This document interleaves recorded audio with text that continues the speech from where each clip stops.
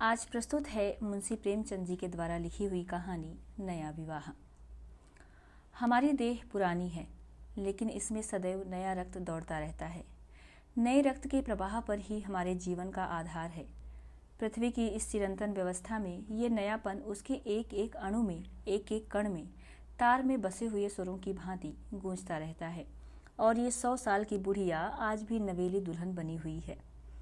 जब से लाला डंगामल ने नया विवाह किया है, उनका यौवन नए सिरे से जाग उठा है। जब पहली स्त्री जीवित थी, तब वे घर में बहुत कम रहते थे। प्रायः से 10-11 बजे तक तो पूजा पाठ ही करते रहते थे। फिर भोजन करके दुकान चले जाते। वहाँ से 1 बजे रात लौटते और थके मांदे सो जाते। यदि लीला कभी कहती जरा और सवेरे आ जाया करो, तो बिगड़ जाते और कहते तुम्हारे लिए क्या दुकान छोड़ दूँ या रोजगार बंद कर दूँ। ये वो जमाना नहीं है कि एक लोटा जल चढ़ाकर लक्ष्मी प्रसन्न कर ली जाए। आज उनकी चौखट पर माथा रगड़ना पड़ता है, तब भी उनका मुंह सीधा नहीं होता। लीला बेचारी चुप हो जाती। अभी 6 महीने की बात है। लीला को ज्वर चढ़ा हुआ था। लाला जी दुकान जाने लगे तब उसने डरते डरते कहा, देखो मेरा जी अच्छा नहीं है, जरा सवेरे आ जाना। डंगामल ने पगड़ी उतार कर खूंटी पर लटका दी और बोले, अगर मेरे बैठे रहने से तुम्हारा जी अच्छा हो जाए तो मैं दुकान ना जाऊंगा। लीला हताश होकर बोली, मैं दुकान जाने को तो नहीं मना करती, केवल जरा सवेरे आने को कहती हूँ। तो क्या दुकान पर बैठा मौज किया करता हूँ? लीला इसका क्या जवाब देती। पति का यह स्नेहहीन व्यवहार उसके लिए कोई नई बात ना थी। इधर कई साल से उसे इसका कठोर अनुभव हो रहा था कि उसकी इस घर में कद्र नहीं है। वो अक्सर इस समस्या पर विचार भी किया करती, पर वो अपना कोई अपराध ना पाती। वो पति की सेवा अब पहले से कहीं ज़्यादा करती, उनके कार्यभार को हल्का करने की बराबर चेष्टा करती रहती, बराबर प्रसन्नचित्त रहती, कभी उनकी इच्छा के विरुद्ध कोई काम नहीं करती। अगर उसकी जवानी ढल चुकी थी तो इसमें उसका क्या अपराध था? किसकी जवानी सदैव स्थिर रहती है? अगर अब उसका स्वास्थ्य उतना अच्छा ना था तो इसमें इसका क्या दोष? उसे बेकसूर क्यों दंड दिया जाता है? उचित तो यह था कि 25 साल का सहचर्य अब एक गहरी मानसिक और आत्मिक अनुरूपता का रूप धारण कर लेता, जो दोष को भी गुण बना लेता है, जो पके फल की तरह ज़्यादा रसीला, ज़्यादा मीठा, ज़्यादा सुंदर हो जाता है। लेकिन लाला जी का वणिक हृदय हर एक पदार्थ को वाणिज्य की तराजू पर तौलता था। बूढ़ी गाय जब न दूध दे सकती है न बच्चे, तब उसके लिए गौशाला ही सबसे अच्छी जगह है। उनके विचार में लीला के लिए इतना ही काफ़ी था कि वो घर की मालकिन बनी रहे, आराम से खाए और पड़ी रहे। उसे अख्तियार है चाहे जितने जेवर बनवाए, चाहे जितना स्नान व पूजा करे, केवल उनसे दूर रहे। मानव प्रकृति की जटिलता का एक रहस्य ये था कि डंगामल जिस आनंद से लीला को वंचित रखना चाहते थे, जिसकी उसके लिए कोई ज़रूरत ही ना समझते थे, खुद उसी के लिए सदैव प्रयत्न करते रहते थे। लीला 40 वर्ष की होकर बूढ़ी समझ ली गई थी, किंतु वे 43 के होकर भी अभी जवान थे, जवानी के उन्माद और उल्लास से भरे हुए। लीला से अब उन्हें एक तरह की अरुचि होती थी और वो दुखिया जब अपनी त्रुटियों का अनुभव करके प्रकृति के निर्दय आघातों से बचने के लिए रंग व रोगन की आड़ लेती, तब लाला जी उसके बूढ़े नखरों से और भी घृणा करने लगते। वे कहते, वाह हरी तृष्णा, 7 लड़कों की तो माँ हो गई, बाल खिचड़ी हो गए, चेहरा धुले हुए फलालैन की तरह सिकुड़ गया, मगर आपको अभी महावर, सिंदूर, मेहंदी और उपटन की हवस बाकी है। औरतों का स्वभाव ही कितना विचित्र है, न जाने क्यों बनाव सिंगार पर इतना जान देती हैं। पूछो अब तुम्हें और क्या चाहिए? क्यों नहीं मन को समझा लेती कि जवानी विदा हो गई और इन उपादानों से वो वापस नहीं बुलाई जा सकती। लेकिन वे खुद जवानी का स्वप्न देखते रहते थे। उनकी जवानी की तृष्णा अभी शांत नहीं हुई थी। जाड़ों में रसों और पाकों का सेवन करते रहते थे। हफ्ते में 2 बार खिजाब लगाते और एक डॉक्टर से मंकी ग्लैंड के विषय में पत्र व्यवहार कर रहे थे। लीला ने उन्हें असमंजस में देखकर कातर स्वर में पूछा, कुछ बतला सकते हो, कई बजे तक आओगे? लाला जी ने शांत भाव से पूछा, तुम्हारा जी आज कैसा है? लीला क्या जवाब दे? अगर कहती है कि बहुत खराब है तो शायद वे वहाँ से वहीं बैठ जाएं और उसे जली कटी सुनाकर अपने दिल का बुखार निकालें। अगर कहती है कि अच्छी हूँ तो शायद निश्चिंत होकर 2 बजे तक कहीं खबर ले। इस दुविधा में डरते डरते बोली, अब तक तो हल्की थी, लेकिन अब कुछ भारी हो रही हूँ। तुम जाओ, दुकान पर लोग तुम्हारी राह देखते होंगे। हाँ, ईश्वर के लिए एक दो ना बजा देना। लड़के सो जाते हैं, मुझे जरा भी अच्छा नहीं लगता, जी घबराता है। सेठ जी ने अपने स्वर में स्नेह की चाशनी देकर कहा, 12 बजे तक आ जरूर जाऊंगा। लीला का मुख धूमिल हो गया। उसने कहा, 10 बजे तक नहीं आ सकते? 11:30 से पहले किसी तरह नहीं। नहीं, 10:30। अच्छा, 11 बजे। लाला वादा करके चले गए, लेकिन 10 बजे रात को एक मित्र ने मुजरा सुनने के लिए बुला भेजा। इस निमंत्रण को कैसे इनकार कर देते? जब एक आदमी आपको खातिर से बुलाता है, तब ये कहाँ की भलमनसाहत है कि आप उसका निमंत्रण अस्वीकार कर दें। लाला जी मुजरा सुनने चले गए। 2 बजे लौटे, चुपके से आकर नौकर को जगाया और कमरे में आकर लेट रहे। लीला उनकी राह देखती, प्रतिक्षण विकल वेदना का अनुभव करती हुई न जाने कब सो गई थी। अंत को इस बीमारी ने अभागिनी लीला की जान ही लेकर छोड़ा। लाला जी को उसके मरने का बड़ा दुख हुआ। मित्रों ने संवेदना के तार भेजे। एक दैनिक पत्र ने शोक प्रकट करते हुए लीला के मानसिक और धार्मिक सद्गुणों को खूब बढ़ा चढ़ाकर वर्णन किया। लाला जी ने इन सभी मित्रों को हार्दिक धन्यवाद दिया और लीला के नाम से बालिका विद्यालय में 5 वजीफे प्रदान किए तथा मृतक भोज तो जितने समारोह से किया गया वो नगर के इतिहास में बहुत दिनों तक याद रहेगा। लेकिन 1 महीना भी ना गुजरने पाया था कि लाला जी के मित्रों ने चारा डालना शुरू कर दिया और उसका यह असर हुआ कि 6 महीने की विधुरता के तप के बाद उन्होंने दूसरा विवाह कर लिया। आखिर बेचारे क्या करते? जीवन में एक सहचरी की आवश्यकता तो थी ही, और इस उम्र में तो एक तरह से वो अनिवार्य हो गई थी। जब से नई पत्नी आई, लाला जी के जीवन में आश्चर्यजनक परिवर्तन हो गया। दुकान से अब उतना प्रेम नहीं था। लगातार हफ्तों ना जाने में भी उनके कारोबार पर कोई हर्ज नहीं होता था। जीवन के उपभोग की जो शक्ति दिन दिन क्षीण होती जाती थी, अब वो छींटे पाकर सजीव हो गई थी। सूखा पेड़ हरा हो गया था, उसमें नई नई कपोलें फूटने लगी थी। मोटर नई आ गई थी, कमरे नए फर्नीचर से सजा दिए गए थे, नौकरों की भी संख्या बढ़ा दी गई थी। रेडियो आ पहुंचा था और प्रतिदिन नए नए उपहार आते रहते थे। लाला जी की बूढ़ी जवानी जवानों की जवानी से भी प्रखर हो गई थी, उसी तरह जैसे बिजली का प्रकाश चंद्रमा के प्रकाश से ज़्यादा स्वच्छ और मनोरंजक होता है। लाला जी को उनके मित्र इस रूपांतर पर बधाइयाँ देते, जब वे गर्व के साथ कहते, भाई हम तो हमेशा जवान रहे और हमेशा जवान रहेंगे। बुढ़ापा यहाँ आए तो उसके मुंह में कालिक लगाकर गधों पर उल्टा सवार करा के शहर से निकाल दें। जवानी और बुढ़ापे को ना जाने क्यों लोग अवस्था से संबंध कर देते हैं। जवानी का उम्र से उतना ही संबंध है जितना धर्म का आचार से, रुपये का ईमानदारी से, रूप का श्रृंगार से।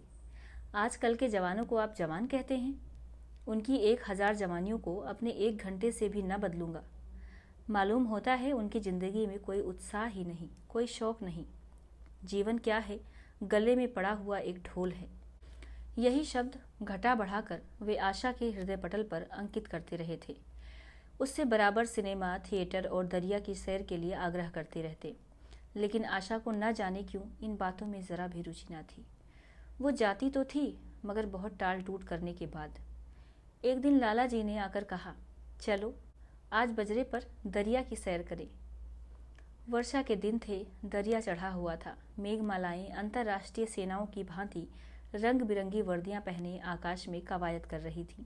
सड़क पर लोग मलार और बारहमासा गाते चलते थे। बागों में झूले पड़ गए थे। आशा ने बेदिली से कहा, मेरा जी तो नहीं चाहता। लाला जी ने मृदु प्रेरणा के साथ कहा, तुम्हारा मन कैसा है जो आमोद प्रमोद की ओर आकर्षित नहीं होता? चलो जरा दरिया की सैर देखो। सच कहता हूँ, बजरे पर बड़ी बहार रहेगी। आप जाएं, मुझे और कई काम करने हैं। काम करने को आदमी है, तुम क्यों काम करोगी? महाराज अच्छे सालन नहीं पकाता, आप खाने बैठेंगे तो यूं ही उठ जाएंगे। आशा अपने अवकाश का बड़ा भाग लाला जी के लिए तरह तरह का भोजन पकाने में ही लगाती थी। उसने किसी से सुन रखा था कि एक विशेष अवस्था के बाद पुरुष के जीवन का सबसे बड़ा सुख रसना का स्वाद ही रह जाता है। लाला जी की आत्मा खिल उठी। उन्होंने सोचा कि आशा को उनसे कितना प्रेम है कि वह दरिया की सैर को उनकी सेवा के लिए छोड़ रही है। एक लीला थी कि मान ना मान चलने को तैयार रहती थी। पीछा छुड़ाना पड़ता था, खामोखा सिर पर सवार हो जाती थी और सारा मज़ा किरकिरा कर देती थी। स्नेह भरे उलाहने से बोले, तुम्हारा मन भी विचित्र है। अगर एक दिन सालन फेंका ही रहा, ऐसा क्या तूफान आ जाएगा। तुम तो मुझे बिल्कुल निकम्मा बनाए देती हो। अगर तुम ना चलोगी तो मैं भी नहीं जाऊंगा। आशा ने जैसे गले से फंदा छुड़ाते हुए कहा, आप भी तो मुझे इधर उधर घुमा घुमा कर मेरा मिजाज बिगाड़ देते हैं। ये आदत पड़ जाएगी तो घर का धंधा कौन करेगा। मुझे घर के धंधों की रत्ती भर भी परवाह नहीं, बाल की नोक बराबर भी नहीं। मैं चाहता हूँ कि तुम्हारा मिजाज बिगड़े और तुम गृहस्थी की चक्की से दूर रहो। और तुम मुझे बार बार आप क्यों कहती हो। मैं चाहता हूँ तुम मुझे तुम कहो, तू कहो, गालियाँ दो, धौल जमाओ।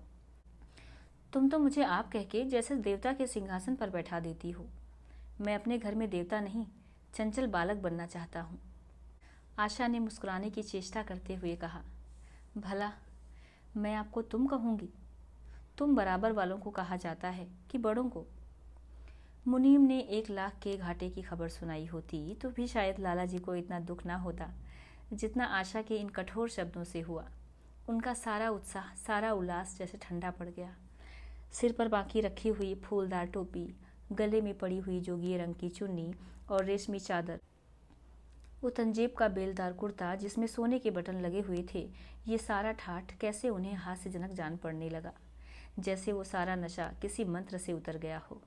निराश होकर बोले, तो तुम्हें चलना है या नहीं। मेरा जी नहीं चाहता। तो मैं भी ना जाऊं। मैं आपको कब मना करती हूँ। फिर आप कहा। आशा ने जैसे भीतर से जोर लगाकर कहा, तुम। और उसका मुखमंडल लज्जा से आशक्त हो गया। हाँ, इसी तरह तुम कहा करो। तो तुम नहीं चल रही हो। अगर मैं कहूँ तुम्हें चलना पड़ेगा, तब चलूँगी। आपकी आज्ञा मानना मेरा धर्म है। लाला जी आज्ञा ना दे सके। आज्ञा और धर्म जैसे शब्द उनके कानों में चुभने से लगे। खिसियाए हुए बाहर को चल पड़े। उस वक्त आशा को उन पर दया आ गई। बोली, तो कब तक लौटोगी। मैं नहीं जा रहा हूँ। अच्छा, तो मैं भी चलती हूँ। जैसे कोई जिद्दी लड़का रोने के बाद अपनी इच्छित वस्तु पाकर उसे पैरों से ठुकरा देता है, उसी तरह लाला जी ने मुंह बनाकर कहा, तुम्हारा जी नहीं करता तो ना चलो, मैं आग्रह नहीं करता। आप नहीं, तुम बुरा मान जाओगे। आशा गई, लेकिन किसी उमंग में नहीं। जिस मामूली वेश में थी उसी तरह चल खड़ी हुई। ना कोई सजीली साड़ी, ना जड़ाऊ गहने, ना कोई सिंगार, जैसे कोई विधवा हो। ऐसी ही बातों पर लाला जी मन में झुंझला उठते थे। ब्याह किया था जीवन का आनंद उठाने के लिए, झिलमिलाते हुए दीपक में तेल डालकर उसे और चटक करने के लिए। अगर दीपक का प्रकाश तेज ना हुआ तो तेल डालने से लाभ। ना जाने इसका मन क्यों इतना शुष्क और नीरस रहता है, जैसे कोई ऊसर का पेड़ हो। कितना ही पानी डालो उसमें हरी पत्तियों के दर्शन ना होंगे। जड़ाऊ गहनों से भरी पोटलियाँ खुली हुई हैं। कहाँ कहाँ से मंगवाए, दिल्ली से, कलकत्ते से। कैसी कैसी बहुमूल्य साड़ियाँ रखी हुई हैं, एक नहीं सैकड़ों, पर केवल संदूक में कीड़ों का भोजन बनने के लिए। दरिद्र घर की लड़कियों में यही ऐब होता है, उनकी दृष्टि सदैव संकीर्ण रही है। ना खा सके, ना पहन सके, ना दे सके। उन्हें तो खजाना भी मिल जाए तो यही सोचती रहेंगी कि खर्च कैसे करें। दरिया की सैर तो हुई, पर विशेष आनंद न आया। कई महीनों तक आशा की मनोवृत्तियों को जगाने का असफल प्रयत्न करके लाला जी ने समझ लिया कि इसकी पैदाइश ही मुहर्रमी है, लेकिन फिर भी निराश न हुए। ऐसे व्यापार में एक बड़ी रकम लगाने के बाद वे उसमें अधिक से अधिक लाभ उठाने की वणिक प्रवृत्ति को कैसे त्याग देते। विनोद की नई नई योजनाएं पैदा की जाती। ग्रामोफोन अगर बिगड़ गया है, गाता नहीं या साफ आवाज़ नहीं निकलती, तो उसकी मरम्मत करानी पड़ेगी। उसे उठाकर रख देना तो मूर्खता है। इधर बूढ़ा महाराज एकाएक बीमार होकर घर चला गया था और उसकी जगह उसका 17-18 साल का जवान लड़का आ गया था। कुछ अजीब गंवार था, बिल्कुल जंगड़ उजड्ड, कोई बात ही ना समझता था। जितने फुलके बनाता उतनी तरह के। हाँ, एक बात समान होती, सब बीच में मोटे होते, किनारे पतले। दाल कभी तो इतनी पतली जैसे चाय और कभी इतनी गाढ़ी जैसे दही। नमक कभी इतना कम कि बिल्कुल फीकी, कभी इतना तेज कि नींबू का शौकीन। आशा मुंह हाथ धोकर चौके में पहुंच जाती और इस टपोर शंख को भोजन बनाना सिखाती। एक दिन उसने कहा, तुम कितने नालायक आदमी हो जुगल। आखिर इतनी उम्र तक तुम घास खोदते रहे या भाड़ झोंकते रहे कि फुलके तक नहीं बना सकते। जुगल आंखों में आंसू भरकर कहता, बहू जी, अभी मेरी उम्र ही क्या है, 17वां ही तो पूरा हुआ है। आशा को उसकी बात पर हंसी आ गई। उसने कहा, तो रोटियां पकाना क्या 10-5 साल में आता है? आप 1 महीना सिखा दे बहू जी, फिर देखिए मैं आपको कैसे फुलके खिलाता हूँ कि जी खुश हो जाए। जिस दिन मुझे फुलके बनाने आ जाएंगे मैं आपसे कोई इनाम लूँगा। सालन तो अब मैं कुछ कुछ बनाने लगा हूँ। क्यों? आशा ने हौसला बढ़ाने वाली मुस्कुराहट के साथ कहा, सालन नहीं, वो बनाना आता है। अभी कल ही नमक इतना तेज़ था कि खाया न गया। मसाले में कचाधा आ रही थी। मैं जब सालन बना रहा था तब आप यहाँ कब थीं? अच्छा, तो मैं जब यहाँ बैठी रहूँ तभी तुम्हारा सालन बढ़िया पकेगा। आप बैठी रहती हैं तो मेरी अकल ठिकाने रहती है। आशा को जुगल की इन भोली बातों पर खूब हंसी आ रही थी। हंसी को रोकना चाहती थी पर वह इस तरह निकल पड़ती थी जैसे भरी बोतल उड़ेल दी गई हो। और मैं नहीं रहती तब तो आपके कमरे के द्वार पर जा बैठता हूँ, वहाँ बैठकर अपनी तकदीर को रोता हूँ। आशा ने हंसी को रोककर पूछा, क्यों रोते क्यों हो? ये ना पूछिए बहू जी, आप इन बातों को ना समझेंगी। आशा ने उसके मुंह की ओर प्रश्न की आंखों से देखा। उसका आशय कुछ तो समझ गई पर ना समझने का बहाना किया। तुम्हारे दादा आ जाएंगे तब तुम चले जाओगे? और क्या करूँगा बहू जी, यहाँ कोई काम दिलवा दीजिएगा तो पड़ा रहूँगा। मुझे मोटर चलाना सिखवा दीजिए, आपको खूब सैर कराऊँगा। नहीं नहीं बहू जी, आप हट जाइए, मैं पतीली उतार लूँगा। ऐसी अच्छी साड़ी है आपकी, कहीं कोई दाग पड़ जाए तो क्या हो? आशा पतीली उतार रही थी। जुगल ने उसके हाथ से सणसी ले लेनी चाहिए। दूर रहो, फूहड़ तो तुम हो ही, कहीं पतीली पाँव पर गिरा ली तो महीनों चीखोगे। जुगल के मुख पर उदासी छा गई। आशा ने मुस्कुराकर पूछा, क्यों, मुंह क्यों लटक गया सरकार का? जुगल रुआसा होकर बोला, आप मुझे डांट देती हैं बहू जी, तब मेरा दिल टूट जाता है। सरकार कितना ही घुड़के, मुझे बिल्कुल ही दुख नहीं होता। आपकी नज़र कड़ी देखकर मेरा खून सर्द हो जाता है। आशा ने दिलासा दिया, मैंने तुम्हें डांटा तो नहीं, केवल यही तो कहा कि कहीं पतीली तुम्हारे पाँव पर गिर पड़े तो क्या हो। हाथ तो आपका भी है, कहीं आप ही के हाथ से छूट गया तो? लाला डंगामल ने रसोई घर के द्वार पर आकर कहा, आशा जरा यहाँ आना, देखो तुम्हारे लिए कितने सुंदर गमले लाया हूँ। तुम्हारे कमरे के सामने रखे जाएंगे, तुम यहाँ धुएं धाकड़ में क्यों हलाकान होती हो? इस लड़के से कह दो जल्दी महाराज को बुलाए, नहीं तो मैं कोई दूसरा आदमी रख लूँगा। महाराजों की कमी नहीं है, आखिर कब तक कोई रियायत करे? गधों को जरा भी तमीज नहीं आई। सुनता है जुगल, लिख दे आज अपने बाप को। चूल्हे पर तवा रखा हुआ था। आशा रोटियां बेलने में लगी थी। जुगल तवे के लिए रोटियों का इंतजार कर रहा था। ऐसी हालत में भला आशा कैसे गमले देखने जाती? उसने कहा, जुगल रोटियां टेढ़ी मेढ़ी बेल डालेगा। लाला जी ने चिढ़कर कहा, अगर रोटियां टेढ़ी मेढ़ी बेलेगा तो निकाल दिया जाएगा। आशा अनसुनी करके बोली, 10-5 दिन में सीख जाएगा, निकालने की क्या ज़रूरत है? तुम आकर बतला दो गमले कहाँ रखे जाएं। कहती तो हूँ रोटियां बेल कर आई जाती हूँ। नहीं, मैं कहता हूँ तुम रोटियां मत बेलो। आप तो खामोखा ही जिद करते हैं। लाला जी सन्नाटे में आ गए। आशा ने कभी इतनी रुखाई से उन्हें जवाब न दिया था, और ये केवल रुखाई न थी, इसमें कटुता भी थी। लज्जित होकर वे चले गए। उन्हें ऐसा क्रोध आ रहा था कि इन गमलों को तोड़कर फेंक दें और सारे पौधों को चूल्हे में डाल दें। जुगल ने सहमे हुए स्वर में कहा, आप चली जाएं बहू जी, सरकार बिगड़ जाएंगे। बको मत, जल्दी जल्दी फुलके सेको, नहीं तो निकाल दिए जाओगे। और आज मुझसे रुपए लेकर अपने लिए कपड़े बनवा लो, भिखमंगों की सी सूरत बनाए घूमते हो। और बाल क्यों इतने बढ़ा रखे हैं? तुम्हें नाई भी नहीं जुड़ता? जुगल ने दूर की बात सोची, बोला, कपड़े बनवा लूँ तो दादा को हिसाब क्या दूंगा?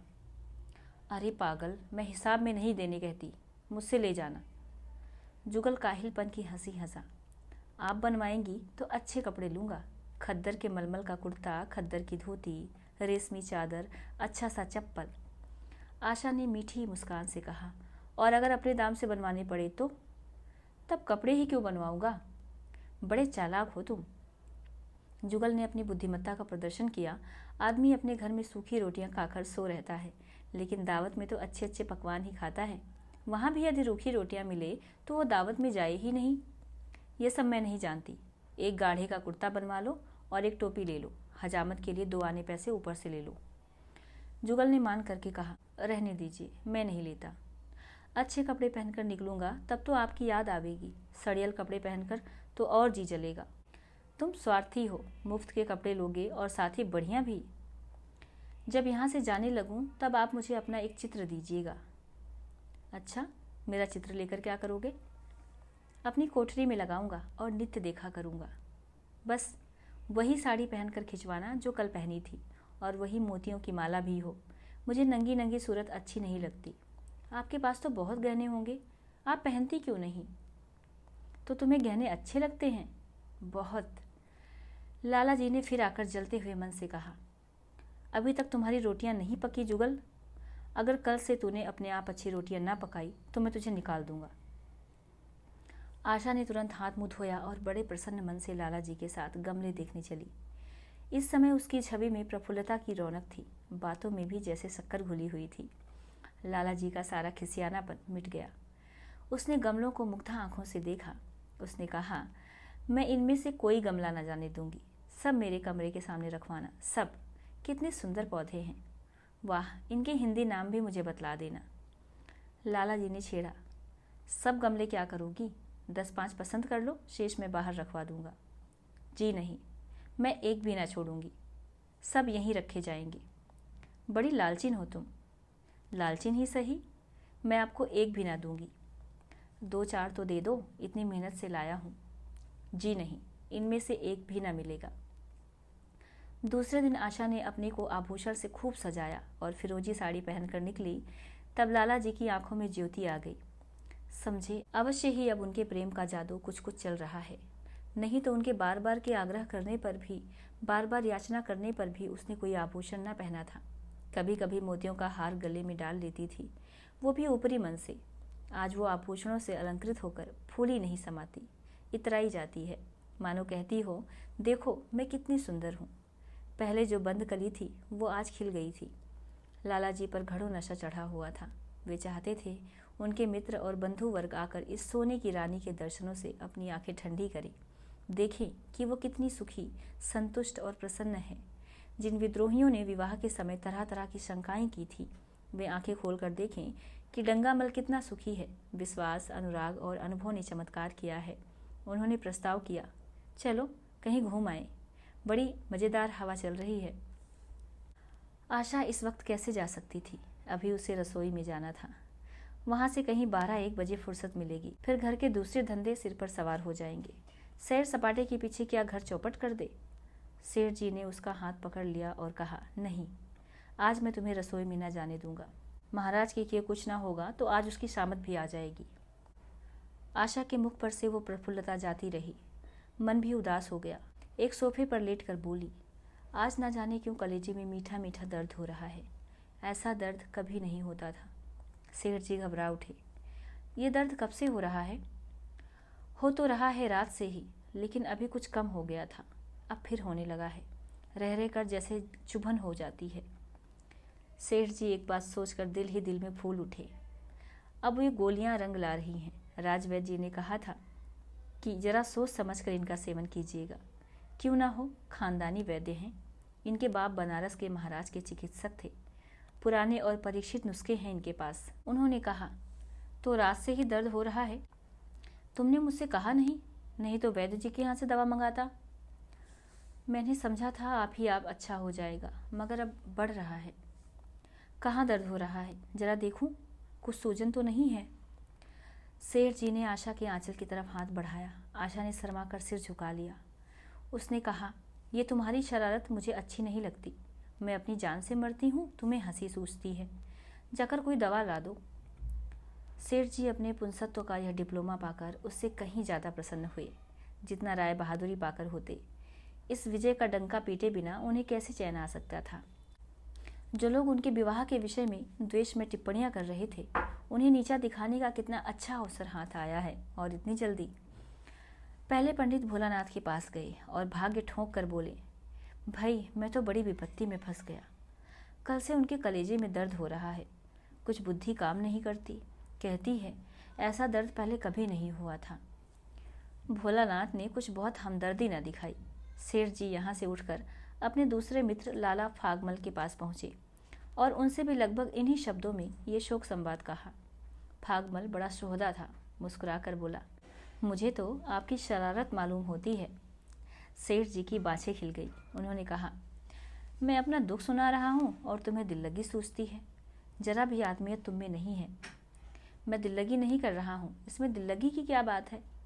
वे हैं कमसिन कोमलांगी, आप ठहरे पुराने लठैत, दंगल के पहलवान। बस अगर ये बात ना निकले तो मूछें उड़ा लूँ। सेठ की आंखें जगमगा उठी। मन में यौवन की भावना प्रबल हो उठी और उसके साथ ही मुख पर यौवन की झलक आ गई। छाती जैसे कुछ फैल गई। चलते समय उनके पग कुछ अधिक मजबूती से जमीन पर पड़ने लगे और सिर की टोपी भी ना जाने कैसे बाकी हो गई। आकृति से बांकपन की शान बरसने लगी। जुगल ने आशा को सिर से पांव तक जगमगाते देखकर कहा, बस बहू जी, आप इसी तरह पहने ओढ़े रहा करें। आज मैं आपको चूल्हे के पास ना आने दूंगा। आशा ने नयन बाण चलाकर कहा, क्यों? आज ये नया हुक्म क्यों? पहले तो तुमने मुझे कभी मना नहीं किया। आज की बात दूसरी है। जरा सुनो क्या बात है। मैं डरता हूँ आप कहीं नाराज ना हो जाएं। नहीं नहीं, कहो, मैं नाराज ना होऊंगी। आज आप बहुत सुंदर लग रही हैं। लाला डंगामल ने असंख्य बार आशा के रूप और यौवन की प्रशंसा की थी, मगर उनकी प्रशंसा में उसे बनावट की गंध आती थी। वो शब्द उनके मुख से निकलकर कुछ ऐसे लगते थे जैसे कोई पंगु दौड़ने की चेष्टा कर रहा हो। जुगल के इन सीधे शब्दों में एक उन्माद था, नशा था, एक चोट थी। आशा की सारी देह प्रकंपित हो गई। तुम मुझे नज़र लगा दोगे जुगल? इस तरह क्यों घूरते हो? जब यहाँ से चला जाऊँगा तब आपकी बहुत याद आएगी। रसोई पकाकर तुम सारे दिन क्या किया करते हो? दिखाई नहीं देते? सरकार रहते हैं इसलिए नहीं आता। फिर अब तो मुझे जवाब मिल रहा है। देखिए भगवान कहाँ ले जाते हैं। आशा की मुख मुद्रा कठोर हो गई। उसने कहा, कौन तुम्हें जवाब देता है? सरकार ही तो कहते हैं तुझे निकाल दूंगा। अपना काम किए जाओ, कोई नहीं निकालेगा। अब तो तुम फुलके भी अच्छे बनाने लगे हो। सरकार हैं बड़े गुस्सेवर। 2-4 दिन में उनका मिजाज ठीक किए देती हूँ। आपके साथ चलते हैं तो आपके बाप लगते हैं। तुम बड़े मुफट हो। खबरदार, जबान संभाल कर बातें किया करो।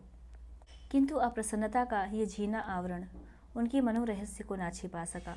वो प्रकाश की भांति उसके अंदर से निकल पड़ता था। जुगल ने फिर उसे निर्भीकता से कहा, मेरा मुंह कोई बंद कर ले। यहाँ यूँ सभी यही कहते हैं। मेरा ब्याह कोई 50 साल की बुढ़िया से कर दे तो मैं घर छोड़कर भाग जाऊँ, या तो खुद जहर खा लूँ या उसे जहर देकर मार डालूँ। फांसी ही तो होगी। आशा उस कृत्रिम क्रोध को कायम न रख सकी। जुगल ने उसकी हृदय वीणा के तारों पर मिजराब की ऐसी चोट मारी थी कि उसके बहुत जख्त करने पर भी मन की व्यथा बाहर निकल आई।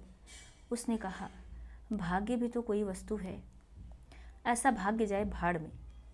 तुम्हारा ब्याह किसी बुढ़िया से ही करूँगी, देख लेना। तो मैं भी जहर खा लूँगा, देख लीजिएगा। क्यों? बुढ़िया तुम्हें जवान स्त्री से ज़्यादा प्यार करेगी, ज़्यादा सेवा करेगी, तुम्हें सीधे रास्ते पर रखेगी। ये सब माँ का काम है। बीवी जिस काम के लिए है उसी काम के लिए है। आखिर बीवी किस काम के लिए है? मोटर की आवाज़ आई। न जाने कैसे आशा के सिर का अंचल खिसक कर कंधों पर आ गया। उसने जल्दी से अंचल खींचकर सिर पर कर लिया और कहती हुई अपने कमरे की ओर लपकी, लाला भोजन करके चले जाएं तब आना।